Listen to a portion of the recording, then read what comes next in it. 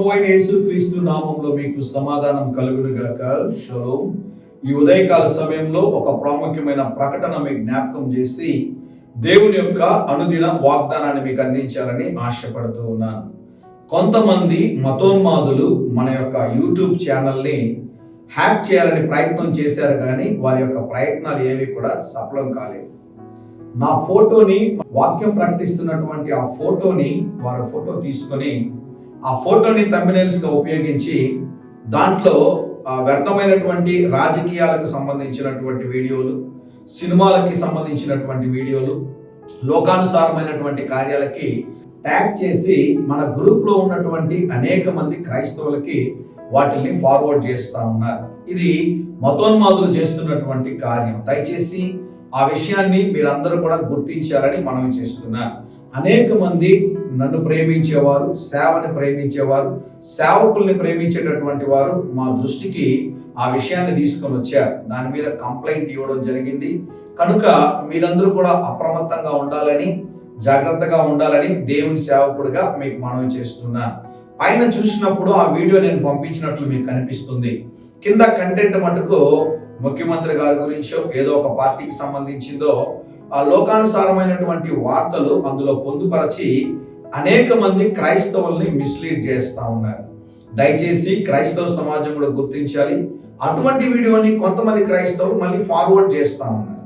దయచేసి అటువంటి వాటిని మీరు ఎవరు కూడా ఫార్వర్డ్ చేయొద్దండి అని దేవుని సేవకుడిగా తెలియజేస్తున్నాను. మనము అనుదినము అందించేటటువంటి వాక్యము కేవలము క్రైస్తవులే కాకుండా ప్రపంచవ్యాప్తంగా అనేక మంది అన్యులు సైతం విని బలపరచబడి దేవుని యందు విశ్వాసాన్ని వారు పెంపొందించుకుంటున్న కారణాన్ని బట్టి, అసూయను బట్టి కొంతమంది మతోన్మాదులు ఇటువంటి కార్యాలు చేస్తున్నారు.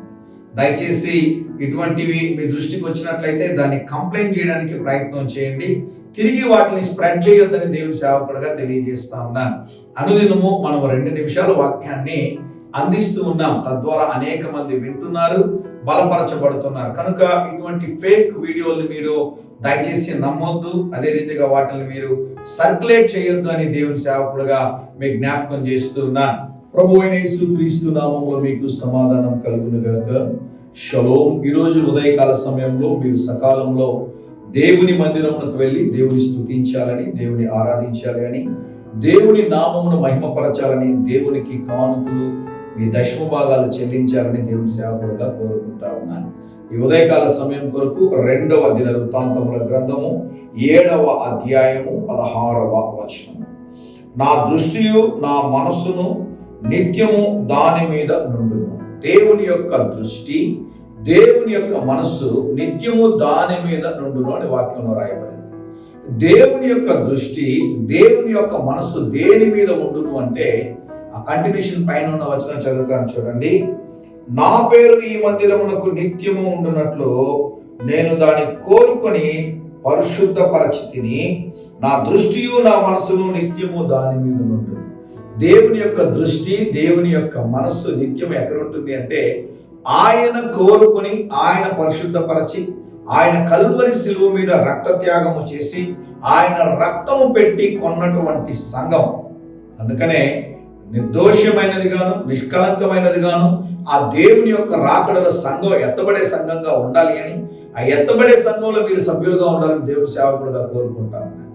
దేవుని మందిరానికి వెళ్ళినప్పుడు దేవుని మందిరంలో దేవుని యొక్క మేలులు, దేవుని యొక్క దీవెనలు, దేవుని యొక్క ఆశీర్వాదాలు మీరు మెండుగా పొందుకుంటారని దేవుని సేవకుడిగా తెలియజేస్తా ఉన్నాను. ఈ ఉదయకాల సమయంలో మీరు చేయాల్సిన ప్రాముఖ్యమైనటువంటి పని అంటే తెలుసా? దేవుని మందిరానికి సకాలంలో వెళ్ళి దేవుని సన్నిధిలో మీ హృదయాన్ని కుమ్మరించండి, ప్రభు సన్నిధిలో ప్రార్థించండి. దేవుని మందిరానికి మీరు మేలు చేస్తే, దేవుని మందిరానికి మీరు సహాయం చేస్తే దేవుడు మీ సంతతిని ఆశీర్వదిస్తాడని దేవుని సేవకుడిగా తెలియజేస్తా ఉన్నాను. సకాలంలో దేవుని మందిరానికి వెళ్ళండి, దేవుని స్తుతించి, దేవుని ఆరాధించి, దేవుని దీవెనలు పొందుకోండి. ధైర్యంగా ఈ దినాన్ని ఎదుర్కోండి.